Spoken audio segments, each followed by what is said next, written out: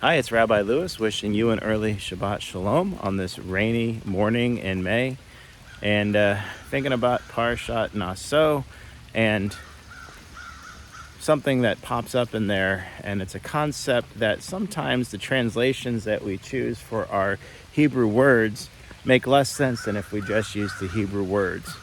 Though it's not in our Torah portion, I'm going to mention one real quickly, and that is the word phylacteries. Does anybody know what phylacteries really are?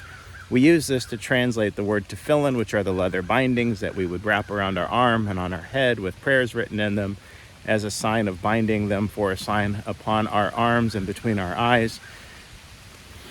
But you say phylacteries. Phylacteries, I think, sounds like some sort of like pharmaceutical prescription, right? Are the symptoms of carpal tunnel bothering you? That's why I use phylacteries, right? I don't know. Just doesn't make a lot of sense. Then this week's Torah portion, we have the word countenance.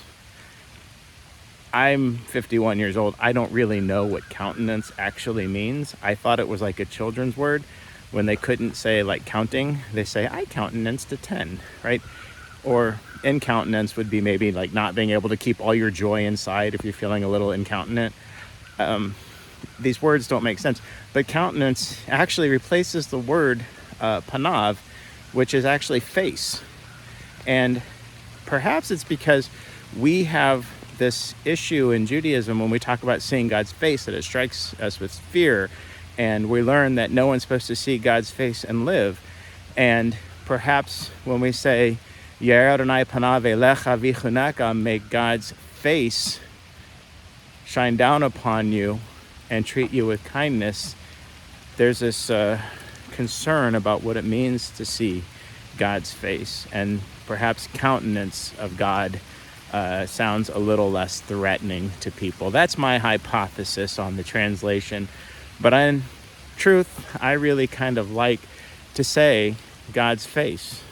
When I recite the priestly benediction and I translate, I prefer to say, may God's face smile upon you. Because that actually takes something that we've been taught in other parts of the Torah, turns it on its head, and gives us, I think, a better theology. That God's face is supposed to be something that brings comfort, nearness, what certain parts of Judaism would call keruv, bringing things close to us for the purpose of elevation. And when we say, God protect you and keep you, God's countenance or God's face smile upon you, and may God's face also then, Yisadonai panav elecha v'yasem lecha shalom, may God's face come up to you from the earth, and you're surrounded in this loving smile of God. That's the kind of blessing that I believe Aaron and the priest would want to give to the people, along with Moses. That's the kind of blessing that I like to share at special moments like weddings and B'nai Mitzvah. That's the kind of thing that we say to bless our children every Shabbat.